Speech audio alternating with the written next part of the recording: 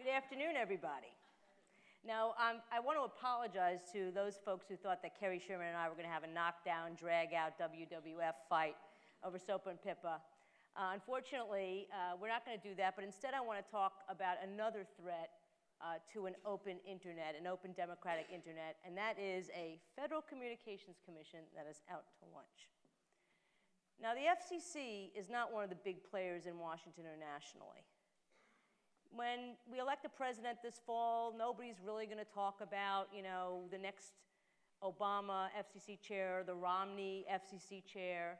The journalists and the politicians are going to wonder, well, who's going to be the next Secretary of Defense, the next Secretary of State, next Secretary of the Treasury, and I think that's kind of a shame because the FCC has the potential to be a vital force to improve our democracy and people's lives, or it could just sort of drift at the will of a few massive multinational companies. Now, why do I say this? Well, for the past decade, the FCC has been systematically undercutting its ability to ensure that all Americans get access to the internet. So they are drifting at the will of some large multinational companies. Now, why do I say this? What do I mean? Well, let me start from the FCC's Magna Carta. We heard about Magna Cartas and constitutions and digital rights and all that. Let me talk about the FCC's Magna Carta. It's called the Communications Act of 1934. It was a New Deal, very public-oriented, public-spirited law. And let me read from the very, very beginning, because the Communications Act entrusted the FCC with a really awesome responsibility. And let me just read, if you indulge me for a second. The FCC is to ensure that, quote, all people of the United States, without discrimination on the basis of race, color, religion, national origin, or sex, have available to them a rapid, efficient, nationwide and worldwide wire and radio communication service with adequate facilities at reasonable charge. So let me put that into plain language. The FCC is tasked with ensuring that all Americans have access to affordable communication services. Very, very simple. It doesn't matter whether we're talking about a 1930s mechanical switch or a 21st century router. It doesn't matter whether we're talking about a rural copper network or fiber to the home. The technology is irrelevant. All that matters is the goal: universal access to basic communication services at affordable rates. And why is this important? Because if you can't get access to a basic communication system at affordable rates, you can't get access to the internet. Now, despite this crystal clear mandate from Congress, both Democratic and Republican FCCs have been doing their level best to undermine their ability to do their job. Now, you don't have to be steeped in administrative law to think to yourself, this is crazy. What government agency, Republican or Democrat, ever gives up its power to do its job? And I would respond, yeah, it's crazy, but I don't have an answer for it. It's just really, literally kind of insane. Now, this started in the 1990s under the Clinton FCC, and it culminated in 2002 under the George W. Bush FCC, when it ruled that high-speed broadband internet access providers would no longer have to abide by the same rules that govern dial-up internet access providers and wireless and wireline telephone providers. And those rules included rules that prohibited those communications companies from favoring certain communications traffic over others. Those rules also required that services be made available to everybody at reasonable prices. Now, there was opposition from competitive communications companies, public interest organizations, the handful of technology companies that would deign to be in Washington in 2002. But ultimately, the big telephone and cable companies that wanted this deregulation of internet access got it. Now, the FCC's decision went all the way to the Supreme Court. And in 2005, the court affirmed what the FCC did. Now, the court didn't say that what the FCC did was right under the law. It didn't even say it was a particularly good idea as a matter of policy. But what it said was the FCC, by deregulating broadband internet access, it wasn't wacky, all right? It wasn't a crazy, wacky thing, or as we say in the legal profession, it wasn't arbitrary and capricious.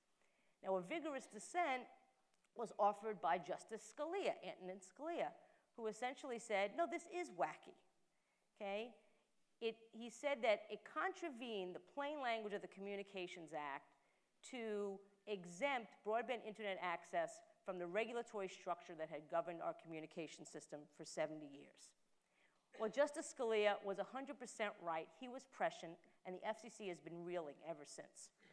So in 2008, a Republican FCC tried to find illegal Comcast blocking of BitTorrent traffic. It did. It found that it was illegal, contrary to the Communications Act. But a federal appeals court reversed it, saying that because of what the FCC had done 6 years before, it no longer had the power to prohibit that kind of behavior from internet access providers. In 2010, the Obama FCC had a golden opportunity to reinstate the FCC's authority to regulate broadband internet access and promote competition and protect consumers. All they had to do was say, we were wrong in 2002. In 2002, we thought deregulating internet access would lead to more competition and lower prices and unicorns flying from the sky. But they didn't. They chickened out because there was enormous pressure from the telephone companies, the cable companies, and their bought and paid for friends in Congress, and both sides of the aisle. It wasn't one party or another.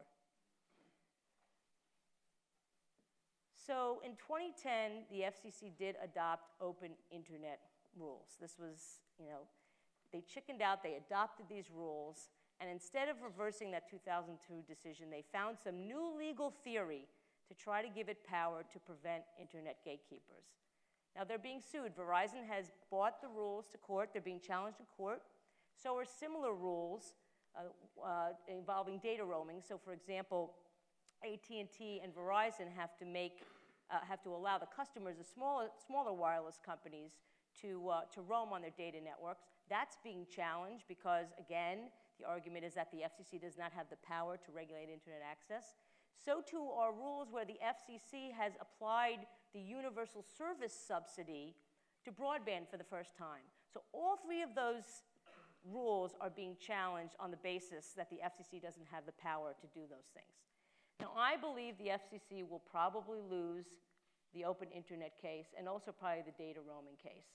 They may win the universal service case, but that means that at best, the FCC has a patchwork of authority to promote competition, to protect consumers when it comes to internet access. Now, let me talk about what I mean specifically. Now, how does this really sort of play out in real life? Well, first, broadband competition. My friend and public knowledge board member, Susan Crawford, really said it best. What we have now in broadband, we don't have any competition. We have a cable monopoly for wireline. In every region, there's basically one, and maybe if you're lucky, two cable companies providing wireline service, and AT&T, Verizon, they rule the air. So you have high prices, less choice, and you have fun stuff like data caps. Everybody know what data cap is? Those are limits on the data that you can use with your internet connection. And after you reach that limit, you get charged an enormous amount of money, or sometimes you even get thrown off. Second, open and non-discriminatory internet. Even if the open internet rules are upheld, those rules are pretty weak. There is a non-discrimination prohibition for wireline companies like Comcast, but not for wireless. Wireless companies can basically block any application they want. They just can't block websites. There's another loophole. It's called the specialized services loophole. Don't ask me what it means. I have no idea. Okay? But already Comcast is testing the limits by favoring its own Xfinity application when it sends service to an Xbox. Okay, so Netflix doesn't get the same priority, Hulu doesn't get the same priority, but Comcast's very own video application gets priority over the others. So I've painted a pretty bleak picture here. The situation is dire, but it's not hopeless. Winston Churchill defined democracy as, quote, the worst form of government except for all those other forms that have been tried from time to time. I would say that working with the FCC is something like that. And there's bad news and there's good news, okay? The bad news and good news is that what the FCC does or doesn't do is largely driven by the leadership and the agenda of the chair. So the same flexibility and authority that allows the FCC to go in bad directions or no direction at all also allows it to go in good directions. So I guess I'm asking all of you today to care about who the next FCC chair is, and to push, and we'll be asking you to push, for a chair who puts the public interest first, for a chair who will reinstate the FCC's power to promote competition and protect consumers, and a chair who has the courage to stand up to the telephone companies and cable companies and their good buddies in Congress. The future of the internet depends upon it. Thank you.